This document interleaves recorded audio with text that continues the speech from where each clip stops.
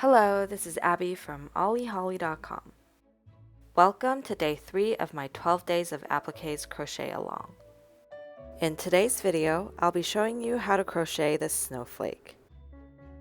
Here are the materials I'll be using to make my snowflake. I'll be using sheep's katona in the color silver green. To go with that, I will be using a 2.75mm crochet hook. I'll also be using a tapestry needle, a stitch marker, and a pair of scissors. For blocking, I'll be using a bowl of water, some pins, a clean towel, and a blocking board. To decorate my snowflake, I'll be using some 3mm seed beads, along with some white embroidery floss and an embroidery needle. To finish the back, I'll be using some felt that matches the color of my yarn, and to glue that on, I'll be using Gorilla fabric glue. For cleanup, I'll be using some paper towel and a toothpick, and I'll be using a sharp pair of scissors to cut out the felt. If you want to follow along with a written pattern, the printable PDF will be available in my shop soon. It's currently being tested, but when it's ready, I'll link it in the description box down below. You can sign up for my newsletter through the link in the description box if you want to be notified when the pattern is ready. In round 1, start with a magic circle. Hold the yarn tail in your hand and wrap the working end around your finger and over the yarn tail to form an X. Then wrap it down the back of your fingers. Flip your hand over and insert your hook under the right strand and over the left. Pull the left strand under the right, then turn your hook up to create a loop on your hook. Yarn over by inserting your hook under the working end and pull a loop up through the loop on your hook. If you need more help with the magic circle, I have a more dedicated video tutorial and I'll link it in the description box down below. For round 1, work 6 single crochets into the magic circle. I'm working the yarn under single crochet, so I'm inserting my hook into the circle, making sure I'm going under both the circle and the yarn tail from the magic circle. Yarn under to pull a loop up, then I'm yarning over and pulling it through the 2 loops on my hook. Work 5 more single crochet into the magic circle. So that's 2, 3, 4, 5, and 6. Pull on the tail from the magic circle to tighten the circle in the middle. In round 2, work an increase into each stitch. To increase, simply work 2 single crochet into each stitch. I'll be working in continuous rounds, so I'll be inserting my hook straight into the first stitch of the round.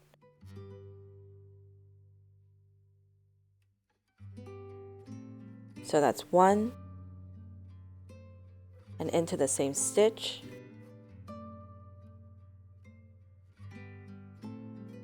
2. And I'm going to mark this first stitch so that I can keep track of my stitches. Pause here to continue working 2 single crochet into each stitch until you get to the end. By the time you are done with this round, you should have a total of 12 stitches.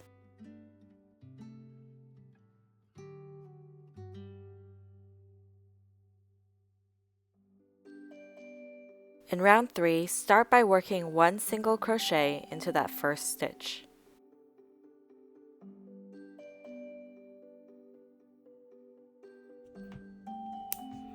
Then into the next stitch, we'll be working a half double crochet, a double crochet, and then another half double crochet. All 3 of these stitches will be worked into the same stitch. So that's this stitch right here. So my half double crochet, I'm going to yarn over, insert my hook into the stitch, yarn over, and pull a loop up. Yarn over 1 more time and pull it through all 3 loops on the hook. Then we're going to work our double crochet into that same stitch. So yarn over, insert into the same stitch that we just worked the half double crochet into, yarn over and pull a loop up. Then yarn over and pull it through the first 2 loops on the hook. Yarn over one more time and pull it through the 2 loops on the hook. And finally, we're going to work our 3rd stitch, which is our half double crochet. So yarn over, insert into the same stitch, yarn over to pull a loop up, and then yarn over and pull it through the 3 loops on the hook. For the rest of this round, alternate between working 1 single crochet and then the HDC DC HDC set of stitches. So what that looks like is 1 and then the 3 stitches, 1, 3, 1, 3, all the way around. Pause here to continue working the rest of this round, and I'll meet you at the beginning of the next round. By the time you are done with this round, you should have a total of 24 stitches. In round 4, start by working 1 slip stitch into the first stitch.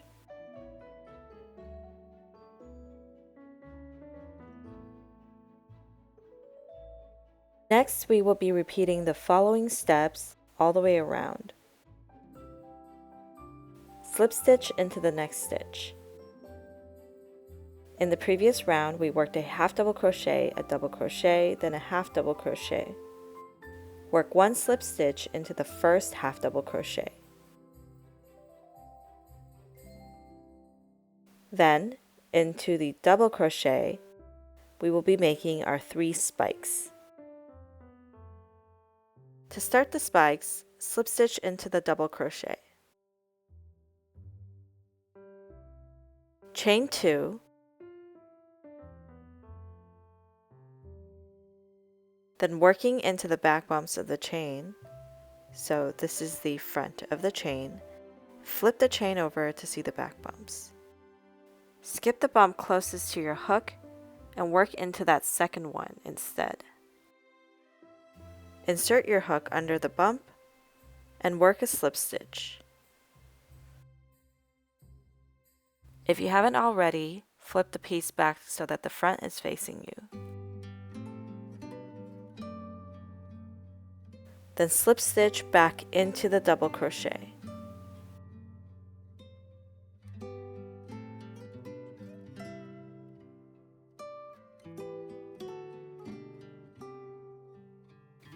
And now we have our first spike.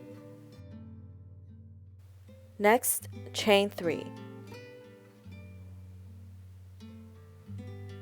And once again, working into the back bumps. I'm going to start in the second bump from the hook, and I'll be working 1 slip stitch into each of the next 2 back bumps. That's 1,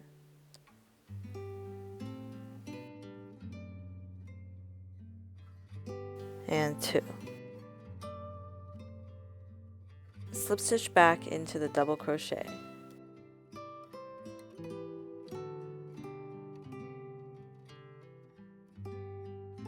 And for the third spike of the set, I'm going to start by chaining 2.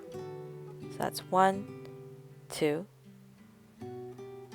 Then just like before, I'm working into the back bumps, and I'm skipping the first bump closest to my hook and working into the second bump instead. I'm inserting my hook into that bump and working a slip stitch. And finally, slip stitch back into the double crochet to complete the third spike. Now I'm just going to show you what it looks like up close. So you'll see that there's the first spike, second, and third. So continuing on into the next stitch, which is the half double crochet from the previous round, we're going to work a slip stitch. Next, we're going to skip this next stitch over here, which is that single crochet from the previous round. And then we're going to just restart the whole set, starting in that half double crochet next to the single crochet.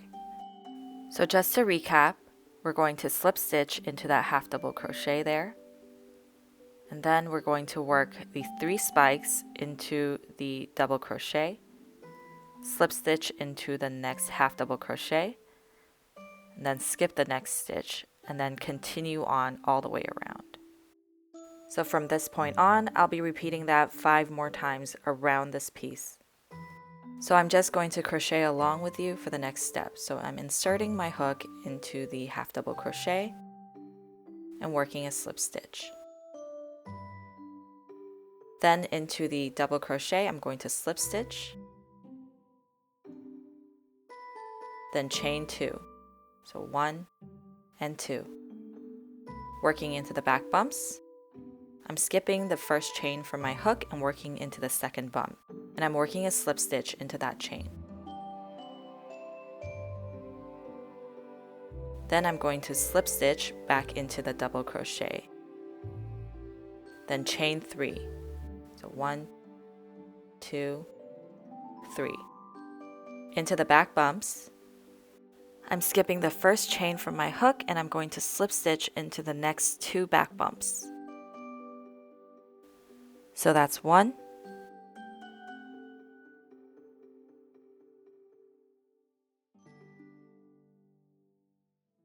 and 2. Then I'm slip stitching back into the double crochet,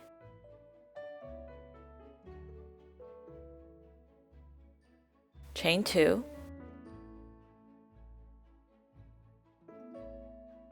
skip the first chain from the hook and work a slip stitch into the second bump.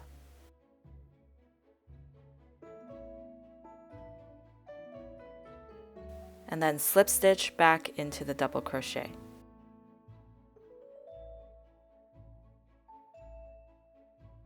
And finally, I'm going to slip stitch into the next half double crochet, skip the next stitch, and then just repeat this all the way around. Pause here to continue working the remaining 4 sets of the spikes, and I'll meet you at the end of this round.